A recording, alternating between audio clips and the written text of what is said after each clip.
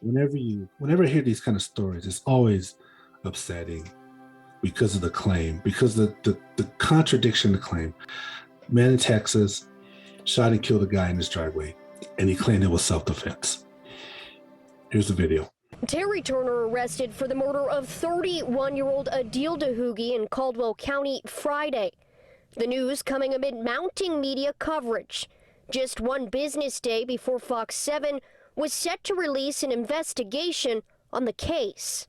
So I don't know if it was just a step that they took to try to quiet us and maybe calm things down. 65-year-old Turner shot Dghoughi, a Moroccan immigrant and MBA graduate, in the head just after 3:40 in the morning on Monday, October the 11th.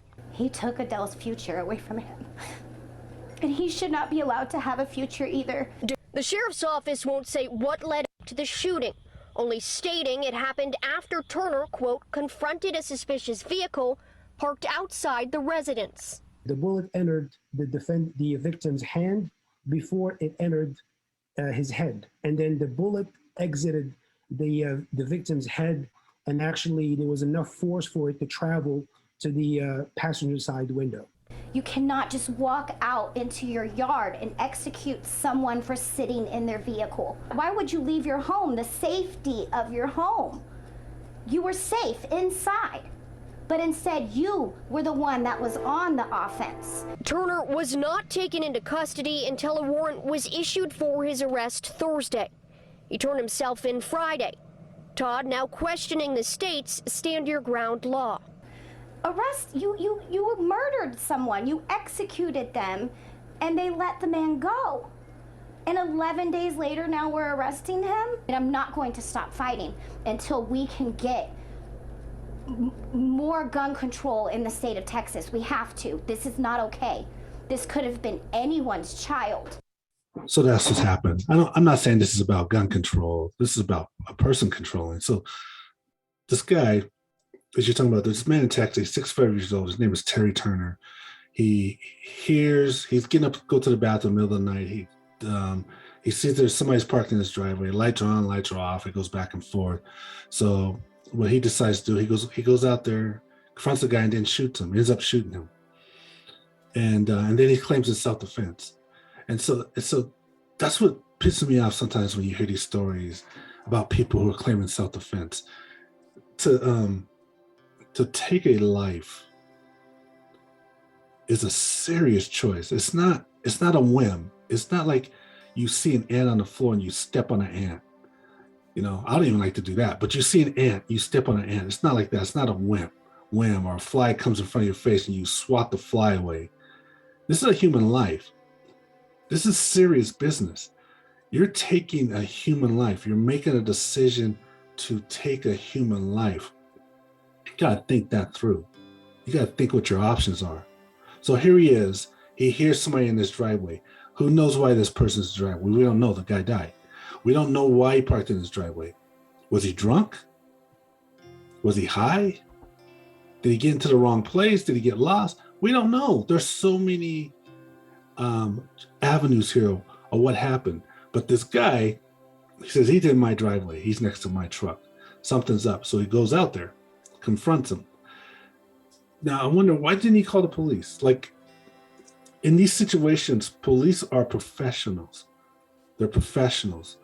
They'll show up, get the guy's information. We'll find out what's going on. Maybe the guy's high. Maybe the guy's drunk. Maybe he's lost. We don't know. We'll find out. Nobody, and most likely nobody will get hurt. But an amateur in a house with a weapon and going out confronting with a weapon, what are you thinking of? Just not the movies. It's like sometimes people who have weapons, it's almost like they're wanting their whole life just to be a hero. This is guy's chance to be a hero. Finally, he gets to protect something. He gets to protect this family, the neighborhood, his property. Finally, he has the opportunity. He has this gun. Finally, he has this opportunity. So instead of calling the police and saying, the truth, somebody is sitting in my driveway. They're not doing anything. They're just sitting there. I don't know what's going on. Can you come just take a look at this? And then he could just stay in his house, in the safety of his house. Everybody's safe. If he wanted to, he could even reach out to the neighbors. Hey, somebody's in my driveway. I don't know what's going on. Nobody leave. Police going to be here in a second. Don't be alarmed. Just telling you that somebody's in my driveway. I don't know what's going on. So everybody he can be the hero that way. But no, he goes out there, confronts the guy, shoots him. Now his story is that the guy, when he went out to confront the guy pulled out his gun, and he had to defend himself. You know, because he's this hero. He's got this gun. We're in the Wild Wild West where the quickest to the draw wins this. And I was the quickest to the draw. I'm a hero. I'm the hero. I've been wanting to be a hero my whole life. Now I can tell my family I'm a hero. Now I can tell my relatives. I can tell the neighborhood I'm a hero. I saved the day. There was this guy who was this big danger to the whole neighborhood. And I went out there, confronted him, and I had to use my right to fire my weapon. And I killed this guy. It was me or him, and I killed this guy, and I won. I won. You know, this big hero.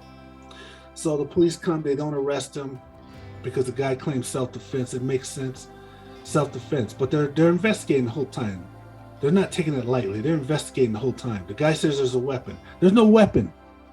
There's no weapon. They don't find no weapon. But you know what? People make mistakes. Maybe he thought it was a weapon. I don't know. But they're still investigating it, right? So meanwhile, this guy, 2 weeks goes by. This guy's a hero. He saved the day. That's what he's thinking. But we fool ourselves because something don't look right. Something don't smell right. You say there's somebody in your driveway? All right.